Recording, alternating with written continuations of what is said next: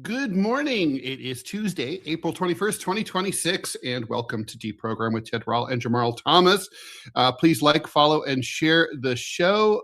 Please put in your questions into the live chat if you're watching live on YouTube or Rumble in the 9 a.m. Eastern hour. We are here Monday through Friday, 9 a.m. Eastern time. On Mondays and Wednesdays, we also do a special Q&A show.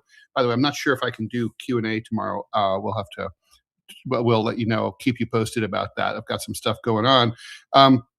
But if not, we'll do it Monday for sure. All right, so here's what's going on today. We've got another ouster in the Trump administration. It's not quite the night of the long knives, but Lori Chavez-DeRemer is out at the Labor Department, allegedly for being a boozer who was boning her security attaché. I don't know what's with Donald Trump. That he's a teetotaler, and he appointed like these insane drunken hoes, right? Like Pete Hegseth, Kristin Noem, everyone Patel. be boning, everyone be drinking, everyone be having a good time. And how do such people who are having such a good time, why are they so mean? I don't understand any of that. We'll be joined at 9:30, about 27 minutes from now, by journalist Dimitri Lascaris, who's been to Lebanon. He's a accomplished journalist, and he'll bring us up to speed on what's going on there with the Israeli invasion of Lebanon, which is Gazifying southern Lebanon, at least. And finally, there is a war of words breaking out between Iran and the U.S. over the expiration of the current ceasefire agreement tomorrow. Parliament Speaker Mohammad Bagher Ghalibaf says that Iran is, quote, prepared to reveal new cards on the battlefield, end quote. And and Trump, meanwhile, threatened Iran with problems like they've never seen before if there's no deal. So, meanwhile, the thing is, JT, what's going on with J.D. Vance's trip to Islamabad is he doesn't know if his Iranian counterparts are even going to show up. Reuters, we talked about during the Q&A yesterday, had reported that the Iranians were showing up, but they're alone and their dick is like waving in the wind on this story. Who knows if it's true? But it kind of reminds me of the time when my ex-wife and I were having problems, and she was traveling in Japan, and she told me to meet her in Japan. So I flew to meet her in Japan, pre-cell phone days. I arrive at the hotel, no ex-wife. So it's like I done got stood up. So it's like that can happen, and I'm just wondering if that might happen to J.D. Vance. It might. I mean, like I said, it was unclear whether or not the Iranian delegation was going to show up. I mean, there are reports going both ways. I mean, Iran TV or media is reporting that Iran hasn't shown up. And Iran is effectively saying, what is Ghalibaf, I believe, the parliamentary speaker, and the one who's heading the negotiations. We are not going to negotiate under threat. You've stolen our tanker. There's that. You have been screaming that you're going to destroy us again. There's that. And of course, the blockade. And so it's not like, meaning the factors that were supposed to be in place for negotiations are just not there. Yeah, they announced a ceasefire, but as you pointed out, they're trying to Gazify southern Lebanon. They've just stolen the tanker and they're maintaining the blockade. And again, this goes back to the whole thing. Do you negotiate under these conditions? And if you're willing to, what does it mean? It seems that they're at the very least aware of the impression that it gives that they negotiate under threat. Whether they do it or not, I'm not sure. I think it can go either way, to be honest. Totally. I mean, this is totally kind of pure speculation, purely emotionally, not really. But I kind of think the Iranians are going to show up. It's like 51-49. I think they'll show up. Just to hear what the U.S. has to say. But obviously there has to be a come to Jesus meeting here, moment here for the U.S. They know the economic pressure is building. Even if this war were to end instantaneously, the global economy is going to take a hit. And it's going to be a ripple effect that it's going to take months, maybe even a year or two, to work its way out completely. And that's if it ends now. If it doesn't end for another, God forbid, 2 months, I mean, we'd be lucky to get out of this with a major recession. I mean, it could be worse than that. But it should be worse. Like, look, I don't mean to be a doom and gloom guy. And I don't mean to be the guy who is looking for damage to the home front. Retribution. I would never argue that we should get attacked or something like that, right? Mm-hmm. By the same token, though, it's like, are we served by our government behaving in this way? Now, and I'm saying this in the sense of with 37 trillion going to $40 trillion in debt, it's not like we can look at that 40 trillion and say, hey, we have the best hospitals in the world. We have the best roads in the world. All of us are on flying cars. That's not what we are, right? It's the opposite of that. And so it's like we are now, again, doing something that not only is going to put trillions on the debt, but it's going to damage us materially in regards to the war directly itself, meaning we're going to bear the consequences of this war, as you point out, even if it stops today. There's a ripple effect that is coming that is going to hit us. When Trump got in office, if you remember the tariff war, that seems like forever ago, but it was only like last year. And the same thing was happening from the standpoint of the U.S. economy creaking. And I'm saying we're doing stuff that is materially damaging us. And whether that damage is meted out to the rest of the world, in the sense of us killing people, should it be meted out to the rest of the world? Or does it need to be a reckoning at home for, I don't know, some awareness of, hey, we've gone off the rails? We have. And if there's not that reckoning, do we change? Look, I agree with the lefty professor who said that 9/11 was chickens coming home to roost. He was quoting Malcolm X. And that's right. It was, but we didn't learn a goddamn thing from that, and I don't know that we will. Jamarl, let's try to predict two questions here. First of all, are the Iranians bluffing when they say they've got new cards on the battlefield? I mean, we haven't seen those hypersonic missiles that we're 90% sure that they have. So is that what we're talking about here? Well, we saw them used in a 12-day war. Mm-hmm. Like the attacks on Haifa and everything else, those things were terrifying. Like mm-hmm. the video footage that was coming out of Haifa when those refineries were being hit were of a missile that seemingly was coming in at remarkable speeds. I mean, like you could barely see it, and the thing exploded. Yeah. So they got him. Maybe they had. Maybe that's it, right? And then the other question is, Donald Trump said just before we went on the air that he's not inclined to make another extension. Of course, we remember from the tariff negotiations, he loves extensions more than Pete Hegseth in college. He's constantly asking, kicking the can down the road. Do we believe him there? No, I don't. I have to be honest with you. Trump has no credibility to me at all. Yeah. I mean, whether it was in the war in Ukraine or whether it's here. I mean, keep in mind, this was the same guy who said he was going to destroy Iranian civilization and then immediately goes into negotiations. Right. And the name Taco is there for a reason, right? Yeah, I mean, I think it's obviously we know his style. We should talk about, because we do have a guest coming on in 20 minutes. We should, and I want to get to some questions too.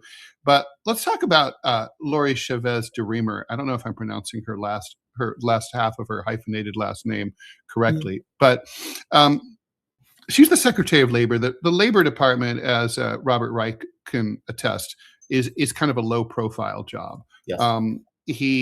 She came in as an ally of the head of the Teamsters Union, who sort of didn't endorse Kamala Harris, Sean O'Brien, but that was viewed as a favor by Trump by not, he certainly couldn't endorse a Republican, but he just didn't endorse. And he spoke at the Republican National Convention. He recommended Lori. And so, it turns out that she's being investigated for basically ethical improprieties. She was allegedly carrying on an affair with at least one member of her security detail.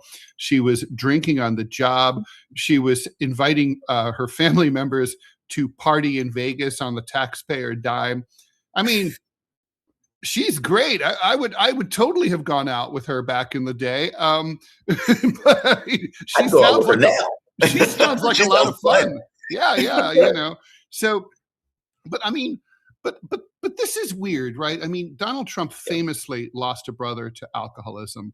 Right. It really affected him. It's one of the, along with having a serious asshole for a father, it's one of the two big traumas in his life, right? And he swore off booze. Doesn't touch the stuff. Really has a dim view of people who drink at all, and tries to talk to people around him about like what happened to his brother. Like, don't do it. He prefers that you don't drink at all. How does he end up with dudes like Hegseth and Noem and possibly Kash Patel? We should talk about Kash Patel. Kash Patel filed a $250 million lawsuit in federal court against the Atlantic magazine. I have some thoughts about that, more thoughts about that. But how does Trump end up with these, like, by his own standards, degenerates? Why isn't he like vetting for, for more, staid behavior? It may just be the people he's around. Like if you're, like if you're a real estate guy, and if you think of the people who Trump may associate with, like people in a circle, all things being equal, if it wasn't for Trump losing his dad, would Trump also, touch alcohol? Mm-hmm. Like meaning, left to his devices. And let's say the dad thing wasn't part of it. Just the it was his brother. It was his brother. Oh, a brother. I'm sorry. Yeah. The basic circle of people who he's around. Would those people be inclined towards alcohol, hard drinking, partying, those type of things? Probably, maybe. Especially if you're looking for yes men, maybe. Yeah, maybe Trump just can't be too picky, and that's what it kind of boils down to. Maybe part of it, but the other part of it may just be a circle of people. Like, for example, but it's also what's with right wingers who are, basically like Kristi Noem literally is like Miss Hardass. Like if you come here illegally, fuck you. We're going to send you to a gulag and have you tortured. And I'm going to make fun of you while you're in prison in your underwear. But at the same time, the same chick is carrying on an affair with Corey Lewandowski, has a weird as shit husband, and is drinking like a fish and acting like a wild skank.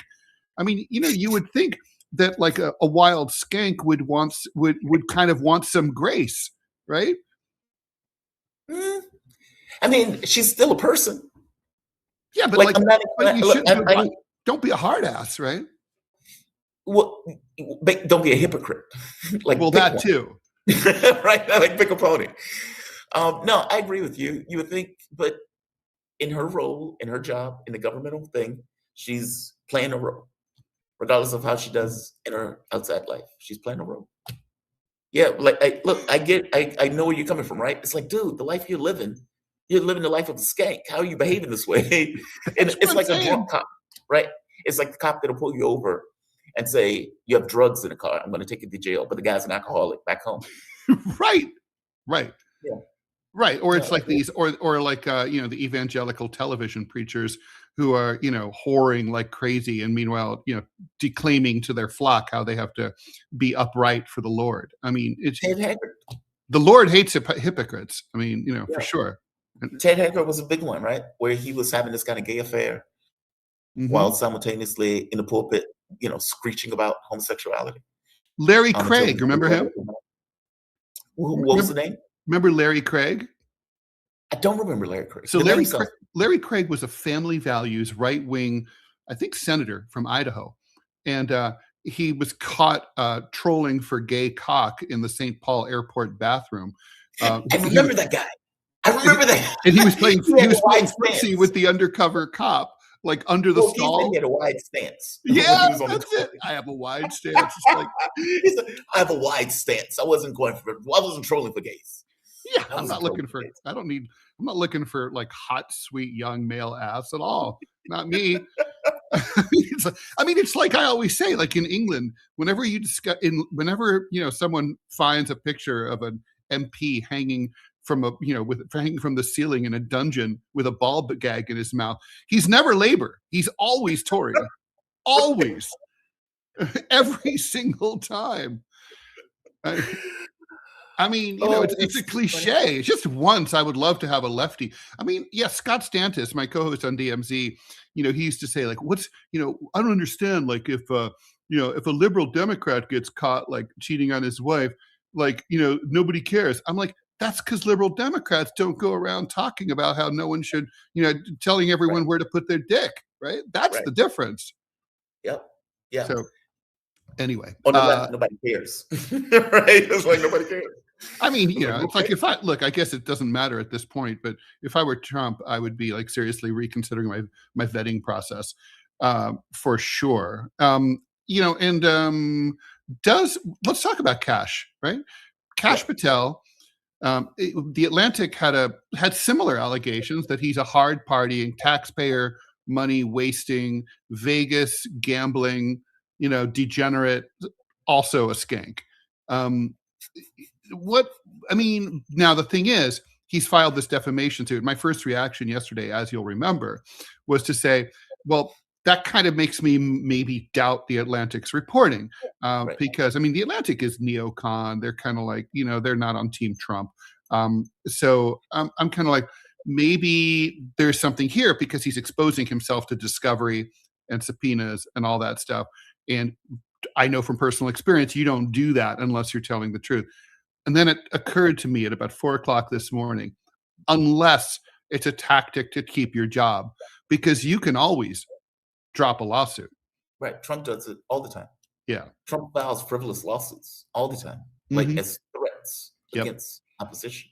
Yeah. So, yeah, I don't know, man. I mean, I'm inclined to believe that the stories are probably true, but I don't know. Like, because you could be right. He will be exposing himself to discovery in this process. But in 6 months, you can always drop it. Yeah. And it will not have come to trial by then. There's no fucking way. Exactly. So give it 8 months, drop the lawsuit. Does it keep your job? Yes. Yeah, you just keep. The American legal system is nothing but a giant delay machine. It's all it does. Have you, JT, have you ever been involved in a lawsuit? No, thankfully. Hopefully, may you never be. Yeah. Hopefully, that's what I said. Thankfully, no. I haven't. I haven't. I haven't had. You've had institutional jobs in regards to cartooning. Let's say left-wing stuff. So you've been more. You've had more. What is the word I'm looking for? Interaction. Yeah, right. You were more exposure to that stuff that could bring you into it. Yeah, that's true. I've done software and I've done this, so I haven't had exposure. By the way, speaking of media, did you see Tucker Carlson apologize for voting Trump and backing Trump? I did. What did you make of that? A lot of people on the right are saying, does that mean that Kamala Harris, you would have preferred Kamala Harris? I'm like, I'd like to remind everyone that there's always more than two candidates. Yes, and neither is a viable position. Totally. Like, meaning both of these people are lunatics. You can just not vote. Not going to get my vote. Right. No, I think he's being earnest. I think two things. One, if you're a Christian and if you have a public position in general, in regards to what you state you are, meaning Tucker has made a very clear thing of, I'm against these wars. I think this is outrageous. How is Israel murdering all of these people and yet, all of these Christians are backing it? He's been very clear on those positions. And so if you're a public personality and all of a sudden you use your platform and the huge amount of leverage that you have to say, hey, Trump is my guy. I think he's going to stop the wars. I think this is a good idea, et cetera, et cetera. And then he does the opposite across the board, right? What do you say to that? Now, if you're an honest actor, let's say if you're a legit Christian, right? Like Robbie continuously points out, it's like, how are Christians supporting this? Okay, you're stuck with a reality and a contradiction in that, right? And even if you're in the foreign policy thing, again, you're stuck with a contradiction in it. And so if you're Tucker, what do? Especially if you've been speaking out about it for the last, year. You own up to it. It's part of your brand. You have to. Admitting that he was wrong is definitely a Tucker thing. He admitted that he repeatedly talks about how wrong he was about supporting the Iraq War. Yeah. Yeah. So it's good. God bless him for it. I think you get more credibility when you when you admit you're wrong. Whenever I read a pundit or read a news source where there's a serious paucity of like mea culpas, I think to myself, I don't know if I trust these people. You know, even Ben Shapiro, who's honestly one of the worst human beings on earth. Yes. And he yesterday did something that was exceptionally racist, that like he should probably apologize for today. He posted some serious bell curve like shit about how Somalis have an IQ of 60 to 70. It's like, okay, first of all, that's not true. And that can't be true, because people who have an IQ of like 65 like drool and swallow their own tongue and can't tie their shoes. Okay. And I've been driven around in cars by Somalis, and I've talked to Somalis, and I know that's not true. So it's like, but he had all this whole list of people from Afghanistan have a low IQ. Spoken like a guy who's, by the way, never met any Afghans, because they're smart as shit. They're smarter than we are. So it's just like, but it was some racist bullshit, and he like put it out in such a brazen way. I don't know. Just an aside. Social media bullshit. People do racist shit. I know, but even by his standard, like, he's a horrible racist, Zionist pig, and like, but even by his standard, this shocked me, because I read him every day, and I'm like, whoa. Really? And I was like, whoa. Yourself to that shit every day. Yeah. He just comes up in my feed. I can't stand the bitch. I think he's a detestable human being. No, he's horrible. Yeah. It's just like, I'm not shocked. Racist people do racist shit, and that stuff comes from the right all the time. So for sure, I know. But it's like, you know how there's racism, and then there's racism. Right? It's like, whoa, drop shadow, laser show, like Gothic lettering, the David Chappelle 128-point font, like that. Yeah. Okay, so let's okay. By the way, David Chappelle has this joke about going to the South, and he goes to the place, and he says sometimes like it's so racist where you're just shocked by it, like where you're just like can't even respond to it. Oh yeah, you can't believe it. Yeah, that stuff, right? Yeah. No, no, that's true. All right, let's do some questions. Maybe Bluth Funk, thanks for the $2. Is it insane to prefer an inefficient alcoholic to an effective teetotaler? Sometimes I wonder if an inefficient buffoon is a better option. Then maybe it's better to let them stay. You mean I assume this means like from an opposition point of view. Like President Ham Sandwich. Like if I had President Ham Sandwich versus President Trump, I take President Ham Sandwich. President Ham Sandwich is not going to get anything done. He's going to be completely ineffective, but good. That's like the libertarian argument, like oh, Congress is out of session. Great. I did some cartoons during one of the shutdowns under Bush, and it was like the Guantanamo waterboarders are all like, oh shit, government shut down. We got to take the day off. Bye. The drones are falling out of the sky. I'm not going to get a paycheck. Okay, and let's put this guy back in the cell. Yeah. ICE is one day that the ICE guys aren't beating anyone up, and President Ham Sandwich is better than a president that's doing bad. I like me a good ham sandwich for sure. A warm ham sandwich with cheese. Waterways, thanks for the $5. The liquor cabinet of this administration is full of hypocrites that project their insecurities onto us. I like that. The liquor cabinet's so good. I'm so like that. I usually hate like sort of partisan slurs like tea rump and stuff like that. I hate that stuff. But liquor cabinet I really like. That's funny. It's almost a portmanteau. Okay, we have a question for the guest. Waterways. We will. Dimitri's coming on in 5 minutes or so. So Dimitri's we will. Fantastic. We don't see him yet. I'm looking forward to talking to him about Lebanon. So stay tuned. If you're just joining us, we'll be having a guest who has direct knowledge of what's going on from Lebanon, Dimitri Laskaris. He'll be coming on in just a few minutes. And just a reminder to please like, follow, and share the show. And we do appreciate your support. Okay, Paluo, thanks for the $10. What are your thoughts on the unconfirmed reports that Trump leaned toward using the nuclear codes and was stopped by General Kane? Larry Johnson put that out this morning. Oh man, I don't know if that's true. There's something in me that don't buy that story. It just seems so over the top. Meaning, look, if you're dealing with a nuclear power, I get it. It is very hard to make that argument about using nukes against a non-nuclear nation, especially in the context of a war that you start. Right. It puts you in mind of the Trayvon Martin thing, right? It's like you have a kid walking down the street, somebody engages them, they start an attack, knowing they have a gun, and then you murder the person for defending themselves. It feels like that. It feels off, right? Yeah. But Larry Johnson's reporting that Trump, erratic, screamed about using nukes.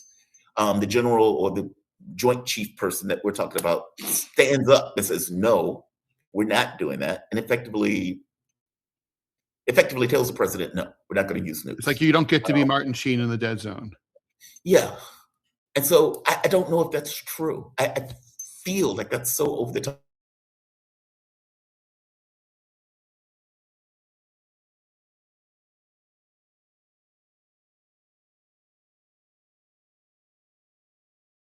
I mean, picturing myself as president, I can imagine, like, if you got frustrated, from time to time, you'd be thinking about that nuclear stockpile, and you're like, "Yeah, oh, you're being annoying to me." It's sort of like I've read cops who were convicted of violence, or police brutality, say, like, they get into this mentality. They're like, they have a long, hard day. They're wearing an uncomfortable uniform. They're hot and sweaty.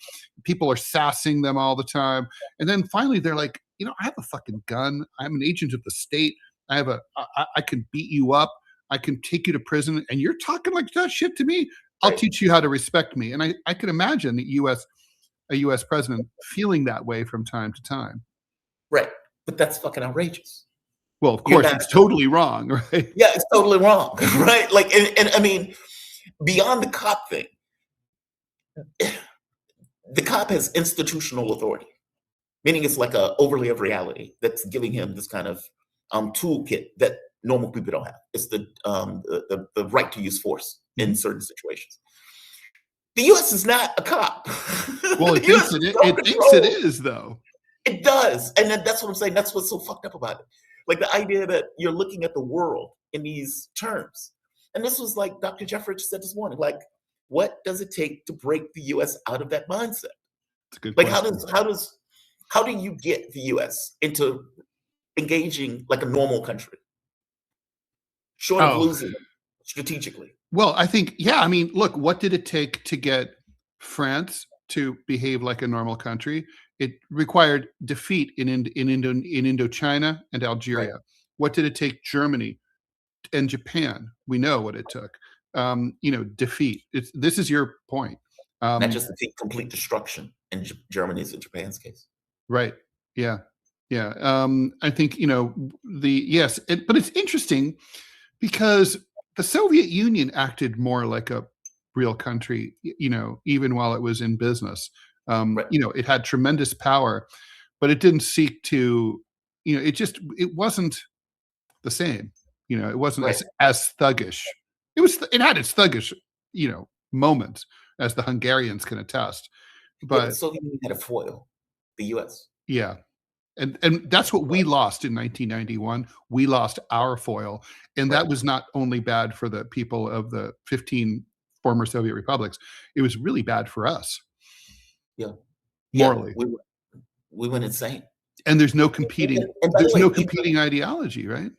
No competing ideology, and even in ways that we may not be paying attention to. Like, part of the reason for the New Deal was the Soviet Union. It's like, hey, those guys revolted. We can't have something like this in the States. People forget that we were only, 15, 20, 30 years out from the thing, meaning it was well within FDR's memory. It's not like it is 80 years later, right? We lost that. And when we lost that, there was no competing ideology. So, true.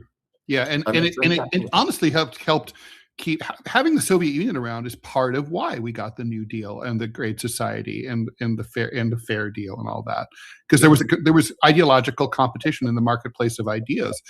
Manchild, thanks for the $1. If God were real, I'm going to have Robbie go answer this. Wouldn't he have smitten Trump for all the blasphemy by now, or is he just waiting for the Bible reading today to make it official? Yeah, and of course I did read about Trump's going to be reading the Bible for the very first time in his life. So, I would say start with the short verses. Jesus wept. Those are the easiest ones. Jesus wept. Yeah. No, it's a good question, and there's lots of things that go on in this world that I wish I had answers to that I don't. The only thing that I can default to is that God is long-suffering. He doesn't want anyone to go to hell. That being said, his patience is not eternal. And there's also this thing called the reprobate doctrine, where if you reject Christ long enough and you just tell him, I don't want to retain you in my knowledge, then God will, in honor of your free will, he will make it where that he'll just completely remove the ability for you to even get saved. So he'll let you have your time here on earth and then just split hell wide open when you get there. Smiting is very Old Testament, though, right? With the exception of Revelations. Oh, I mean, Smiting. I can think of a lot of. By the way, there's a lot of smiting that needs to be done. That's all I got to say. No, there definitely is a lot of smiting that needs to happen. No, I mean, there still is a lot of smiting that goes on nowadays. Smitosity. I mean, the backhand of justice can be delivered. That being said, more often than not, judgment begins in the church, and so typically, if you have a wolf in sheep's clothing like Jimmy Swaggart, some of the people y'all talking about before, those are the ones who the Lord really goes after good and hard, not the lost, not the unsaved, because they're already outside of grace. That's the whole point of the church, is to go in and get people saved, bring them in, and pull them out of the fire. That's the whole point. But if you're a wolf in sheep's clothing, or especially if you're a blasphemous prick like Trump, all you're doing is just heaping coals on your head. And whenever he bows before Jesus, when he gets on his knees, I do not want to be that man in that situation. Okay, thank you for that. Do we have an ad by the way? Yeah, I'm going to throw it up. Have you seen? Do you want to reach out to Dimitri and find out what's going on? Is he having trouble connecting? Maybe. I don't know. I emailed him the link again, so haven't heard from him. Okay, well, we'll hear from him, or we won't. I'm between the three of us, we have enough to say, I'm sure. Okay, so all right, so let's do some more. Let's do some more questions here because they are good. My grandfather used to say, "If I'm lying, God strike me dead," and I'm like, that's pretty hardcore. Ted, you have about a minute. Doodle me. That's I need more than a minute. Okay. Okay, Frasmataz. Ted, weren't you the one who said that Hitler served Coca-Cola alongside wine and beer or something because he hated booze at Nazi functions? That was someone else, but I do know Hitler was a teetotaler. He apparently, mostly, right? There's some reports that he enjoyed a little bit of schnapps now and then, but he refrained. He was, he definitely didn't overeat. He was kind of like very self-disciplined. Except for the fact that his hours he kept crazy hours. He'd like to stay up yapping until like 5 a.m. and then would like sleep late. Trump has that kind of habit. I don't think Trump is up at 6 o'clock in the morning. No, it's funny, as an aside, have you ever seen Hitler's astrological chart? Just out of curiosity. No. Madness. Really? Fascinated. Yeah, like astrologers study that chart because like when you have extreme personalities and they use it almost as a benchmark when they're like studying this stuff. Like, not saying people believe it or disbelieve it. I'm just saying in the context of the chart, it's funny that the correlation is madness. Putin's chart also, his strength, like Pluto and the MC and stuff like that, like MC being a career, then you have Pluto power, the stuff. Some of that stuff is fascinating, the way that stuff correlates. I'll have to have you do my chart. I've done your chart. What? I've done charts on everybody that I've worked with. Oh, okay. All right. So, and yet you still showed up. So that's good. So what did my chart? What did my chart say? What's that? Just between you, me, and the entire internet. Honestly, the chart doesn't really matter to me if I'm working with somebody. It's curiosity to see how this stuff correlates. I am not going to do a chart reading on there. Like, I'm not committed to the we're going to talk about this offline. It's weird. I overlaid it and it was the same as Hitler's. Okay. RACL 1979. Do you guys have a prediction of how the event of the World Cup turns out considering current events, world events? That I don't know, but I will tell you this. The World Cup is driving New Yorkers insane. It never should have been. They never should have agreed to do it here. What do you mean? He says driving them insane. Well, so like traffic patterns and stuff. Well, like, yeah. So, for example, a bit, part of it is going to be at the Meadowlands in New Jersey, right? Like where the New York Jets play. And so there's a New Jersey Transit is the commuter rail that has a spur that usually, sends fans out there. That's supposed to be like an $8 fare each way. So anyway, for the World Cup, not only will regular New Jersey commuters have no service whatsoever for 4 hours a day, none. What? You want to get home from Manhattan to your house in Rutherford, East Rutherford, forget it, you can't. And on top of that, it's $150 for this train fare. What? Now the New Jersey Transit claims that that's how much it costs us to bring these fans out there, which of course prompts the question: is that how much football? Like, are you subsidizing the football players the football fans when they come out there, or like the Rolling Stones fans when they go out there? But it's turning out to be a gross inconvenience. I mean, look, New York it's not LA. It's too vertical. It can't really handle an event of this size, and it's too disruptive. Wow. Yeah. I mean, see, you would think it's New York. It's a city, and you would think it's a modern city. And it's not a modern city. It has, I mean, every now and then, like a water pipe breaks, and it's a clay pipe from the 1700s. I mean, it's like, it's an old city, and it's cobbled together, and it never had the advantage of being like bombed to death, like like Berlin, and rebuilt. So therefore, it's got a lot of ancient infrastructure. So yeah, I mean the rolling stock on those New Jersey Transit cars are exactly the same as they were when I arrived in New York in 1981. They're old. See, that's the other thing, right? Like for Americans, I don't think they realize how old. Well, maybe they do. Look, put it this way: if you're $37 trillion in debt, you would expect your cities to be shining in gold, and I guess they're not. Like this, like if you're looking at subways in Europe, for example, or trams in Europe, they have a modern subway system and a tram system. Meaning, I don't even need a car. I don't need any of that stuff. No. I can use tram subways to get pretty much anywhere from point A to point B in Europe. It just doesn't work that way here in the States. No, it really does not. New York City is the only city in the country where you really truly are fine and maybe better off without a car. Otherwise, even Washington D.C., you kind of need a car. Well, you want a car. Yeah. In pretty much every other state I've been in, you need a car. It's just nowhere around. San Francisco, it's like you kind of want a car. The mass transit system's not that great. See, that's the one part, right? I've been gone for a year and no car, haven't needed one.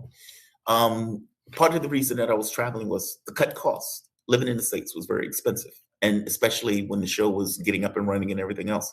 And so it was easier and cheaper to be abroad doing it.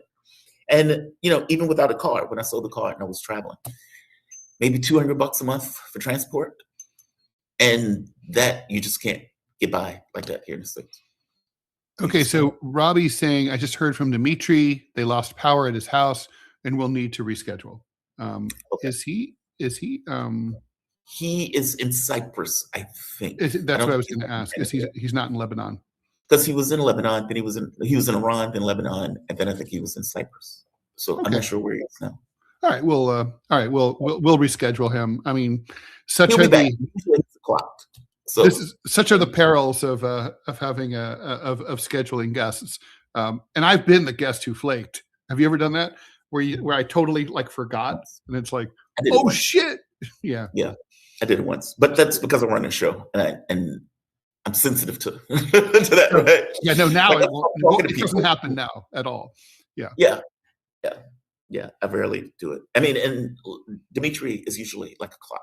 He's usually really, really good.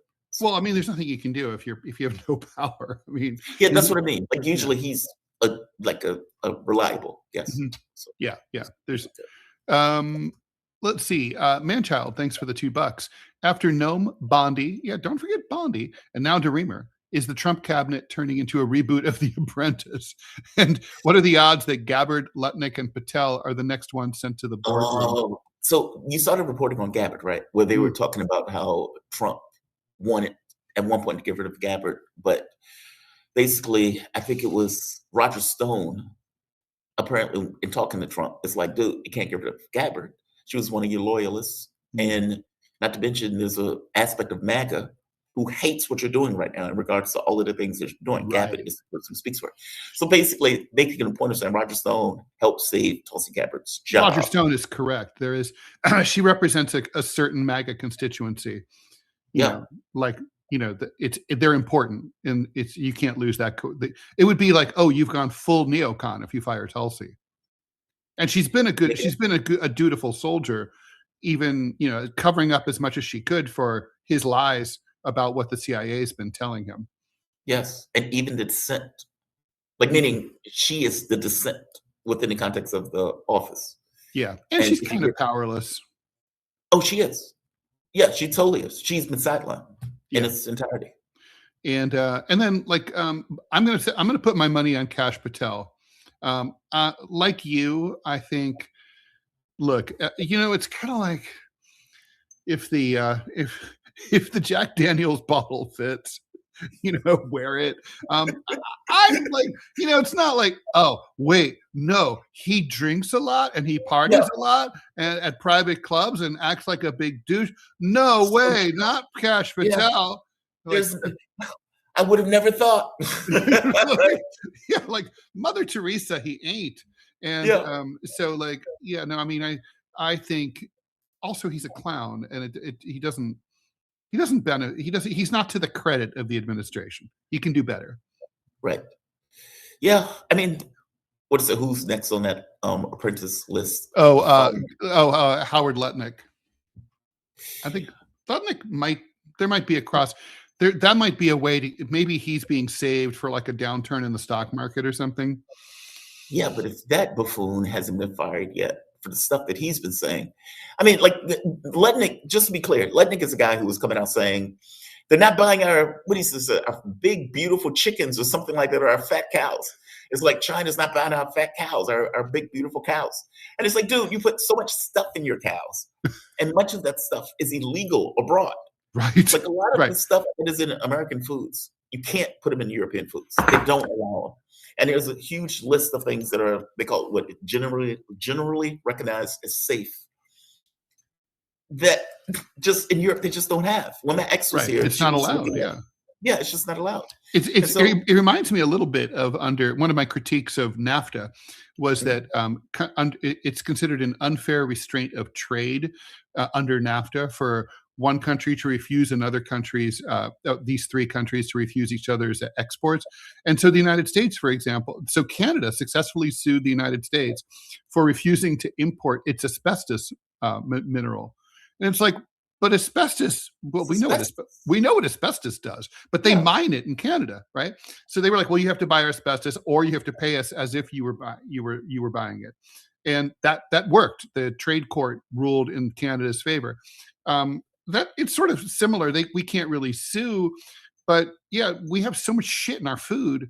And you just spent a lot of time in Europe. It's better there. I remember stopping. I was on a road trip through France. I was on book tour, and I stopped at on the autoroute, which is the interstate highway, at a rest stop. And I was like, oh God, I'm gonna have to I'm so hungry. I don't have time to eat a proper meal and go to a village. I'm gonna just eat whatever crap they have here, right? And you know where I'm going with this. I go into the rest area, which is basically like a rest area on the New Jersey Turnpike or whatever. And it's, quick stop type food. And there's like a sandwich wrapped in plastic. And I'm like, oh God, this is going to be, what that's going to taste like in the US. No, it was really fucking good. It was like, everything was fresh. It was French. It was like the food. Yeah, it's great. It's like shitty French food is better than good American food. Yeah, it's just the stuff that we put in our foods. I mean, and we're not. This is why I supported what RFK was doing. Oh, me because too. As somebody who had, I wish I had more power. Same here. As somebody who had a childhood illness, and the belief is that some of those things could be either environmental. Obviously, it's not something that the kid did because it was a kid in that case. Meaning, it's very possible that we're putting things in our environment, we're putting things in our food that is having deleterious effects on health as people grow up and people who are, let's say, Yeah, that's like why we have girls who are 11 years old having their periods and shit. Yeah, exactly.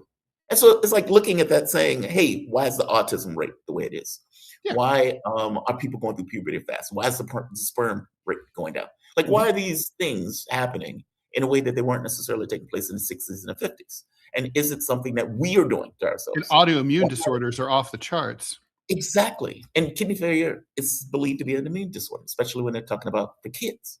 So when RFK is like, hey, we need to look at it, I'm like, good, we should. Regardless of the administration. Yeah, no, I will always give Trump credit for having made that move of appointing RFK, and for, I mean, it's weird because this is the McDonald's guy, famously, and he eats like shit, looks like shit, will no doubt die of food poisoning someday. But you know, like, it's like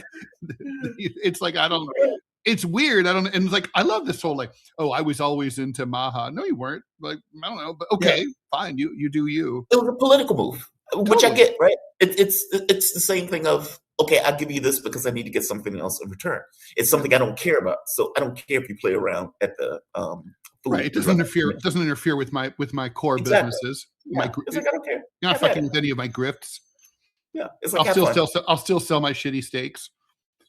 And I will still be eating at McDonald's, but you have fun over that department. Although McDonald's might start to taste better.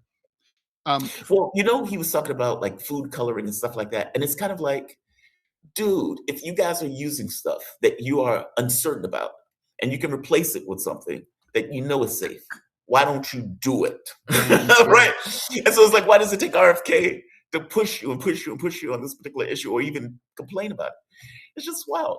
Well, and that's stuff that he really can do through executive order, and that can't easily be reversed through, a court filing. I mean, right?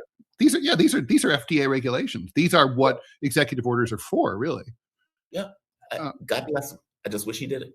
Frank Field, 7254. Thank you for the $10. That's right. No one wants an uprising. A lot of innocent people would get hurt, but there comes a point when inaction causes more harm. Do you think we are close to or at that point? Well, I wrote a book in, I think it was 2010 or 2011, called The Anti-American Manifesto, which called for the violent overthrow of the state. So that's my answer to that question. JT. It does hurt us. I mean, like, look, there's always a point where changing something, or let's say standing still, is worse than changing, right? Mm-hmm. It's hard to know what that point is. We're at that point. If I'm screaming that we need a reckoning, obviously I'm there. Right? Well, I'm the one who's screaming we need a reckoning. Well, let's go through some of the things, right? Like, so add or subtract as you see fit, JT. But in my opinion, climate change, healthcare, income inequality, warmongering are some of the really huge problems that afflict the American people. The high cost of college, the difficulty in getting, homelessness, poverty. These are all massive institutional problems that neither party has done anything about at all in any meaningful way most of my life, and I'm 62 years old. I don't expect really truly that President Buttigieg or President Newsom or President Vance will do anything different. I think the machine will keep rolling along. I don't think those things are acceptable to live with. To live with such a rich country that doesn't provide for its citizens, or such a big country that brutalizes the rest of the world, or such a smart country that decides it's too lazy to address climate change. All of those things are unacceptable to me, and I agree with what the poster, what Frank said. I mean, revolution's horrible. It's violent. It's brutal. It's as Mao Zedong, revolution is said famously, revolution is not a dinner party.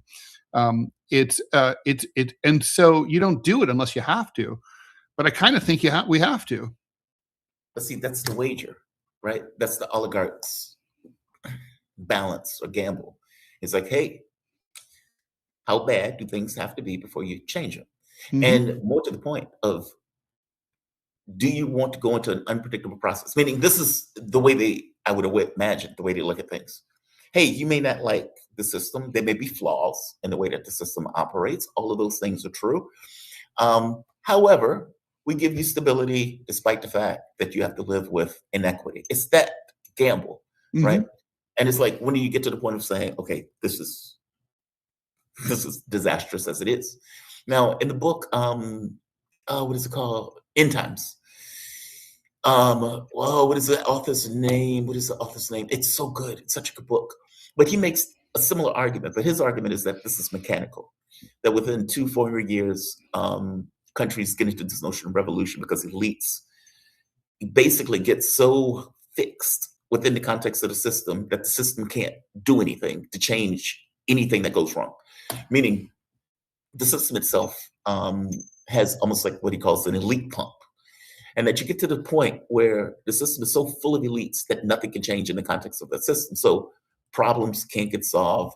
You can't deal with events. You can't deal with inequality. You can't deal with poverty. You can't deal with any of these things that effectively are cancerous to a political system, in which case revolutions become inevitable.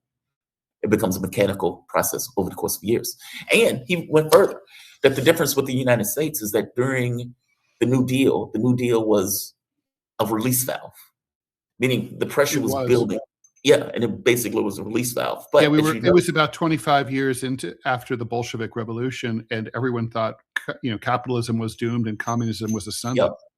Yep. And as you notice, the U.S. has gotten to effectively the same point again, and there is no release valve. There is no outlet, as you point out. No, there is no political party. No party has even proposed a solution.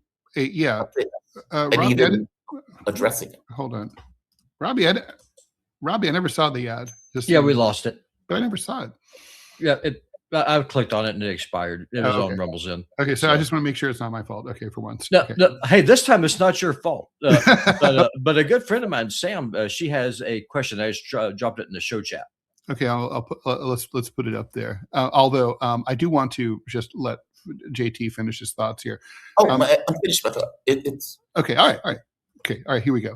Ted and Jamarl, I want to get your read on something that's being watched closely, even from where I am here in the Eastern Mediterranean. When you look at Dan Bongino stepping away and compare that to Joe Kent's resignation, the decisions they've each made, the risks they've taken, and what they've done after leaving their positions, do you see a difference in motivation? Because from the outside, it feels like one path may have been driven more by financial opportunity, while the other looks more like a principled stand, regardless of personal cost. Am I misreading that? No, definitely not misreading that. Joe Kent was a true believer, patriot, and he was appalled by what he saw, and he decided to step forward. I mean, Dan Bongino was pushed out because of the killings of Alex Preddy and Renee Good, and basically he was considered out of control, and they needed to put a less mean face on ice. Still mean, but less mean. That's not why Dan Bongino's gone. Dan Bongino's gone because he completely destroyed his credibility with the people who got him to the dance in the first place, which is the America only people like me. He went in pledging, let's say Kash Patel turned the FBI, turned the J. Edgar Hoover building into a museum and destroy the FBI. And then he turns and goes full pedophile protector, running cover for Trump. And so he realizes that if he didn't get out when he did, then his future as a podcaster was over. That's why Dan Bongino left. That's what I thought it had to do with Epstein. Yeah, 100%. I didn't get the sense that Trump cared about the ICE stuff. No, he doesn't. No, because listen, this is my world. So before he went to DC, Dan Bongino was talking about how he's going to drain the swamp. He's going to be this crusader. He's going to be America first. And he turned into the biggest coward and the biggest cuck on the planet, second maybe to Donald Trump. And that's a big maybe. But I mean, he completely destroyed his base. Listen, if you're a Ben Shapiro, he's your guy. If you're Mark Levin, Dan Bongino is there for you.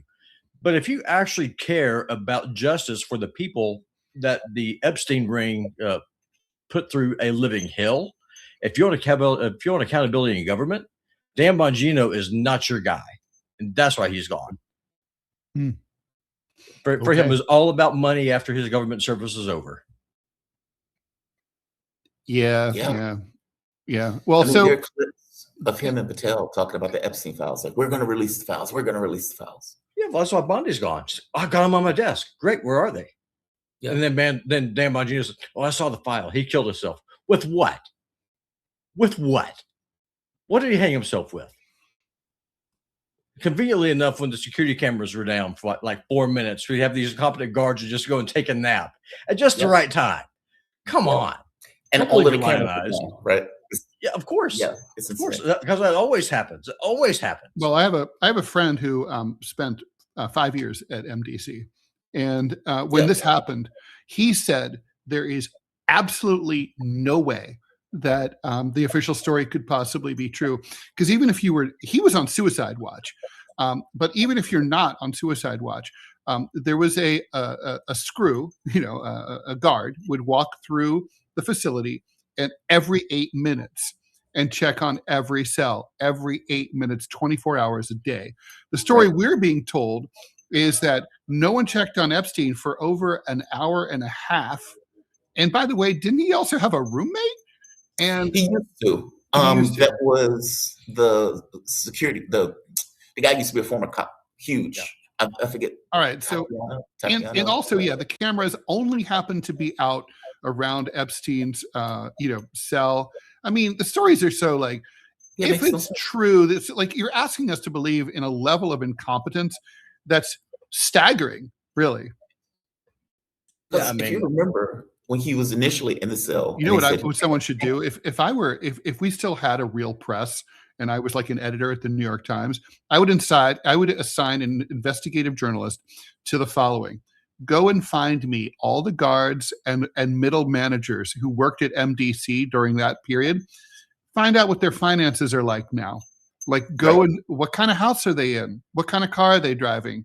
I would be very curious to the answer to that. Yeah. Are their medical Same bills here. paid? Yeah. I mean, even the prisoner that was in with Epstein in the first place. If you remember, that guy was a former cop. He had bodies buried in his backyard. If I'm not mistaken, they found a cell phone in the cell. But more importantly, when Epstein tried to hang himself, and my thing was like, he hung himself silently. Sideways. meaning- Sideways, right? Sideways and silently, because apparently the guy was asleep. He was like, "Hey man, I was asleep," as he was Yeah. trying to hang himself. And it's like, Of wait a minute, when people hang themselves, are they doing it quietly? Like, it's very You- strange. You're using a Yeah, power cord for a CPAP machine. Yeah, it's very I mean, I strange. know it. Look, I know. In fairness, I know it has worked on occasion, but Jeffrey Epstein doesn't seem. I mean, this was a guy who lived an incredibly spoiled life. He was so soft. It's hard for me to believe that he went in there and suddenly like decided to roll Hermann Goering style and just go out balls to the wall Yeah. like that. I mean, don't believe it. ultimately, if we were wrong, the easiest thing for Trump to do would be to release the files and just some asbestos inspected. Here it is. Here's everything. No redactions. Here it is. Enjoy. But he won't do it because he's protecting his masters in Jerusalem. And maybe himself. Yeah, I maybe don't himself. believe that, but I mean, Trump is all through those files, and But he's acting more guilty now than ever. Yeah, I didn't think he and- was. We talked about it. I just thought that wasn't his bag. It's his friends, but more importantly, it's the political power elite in both parties and in big business. That's who he's protecting. I get It's not that. him. And How interestingly, about- even the Democrats can't say anything about it either now because everybody's in on it. It's like that Everybody- video, like that viral. It's like that viral, video with the "Everybody Knows" song, by Mhm. Leonard Cohen. Everybody knows the fix is in. Yeah, Trump's Well, not a pedo, but his friends definitely are. because they keep, people ask, well, why didn't Democrats release it? Because Democrats are also in the list. Like, meaning this is both parties. This is not Yeah. just one or the other. I remember when this first came out, I think it was like Nancy Pelosi's daughter came out and said something like, hey man, there may be, people will be implicated in this. Like, meaning there was an understanding that both Democrats and Republicans were in it, because otherwise, if this only cut one way, they would have released the files. Like, this would have been released under Joe Biden, right? If it only cut in one particular direction. It probably doesn't. All right, guys, got to go do TMI show with Manila Chan and yours truly. Stay tuned for that. JT, see you tomorrow at 9 a.m. Eastern Time. Thanks, everyone, for tuning in. Please like, follow, and share, and see you later. Bye, guys. Have a good one, guys.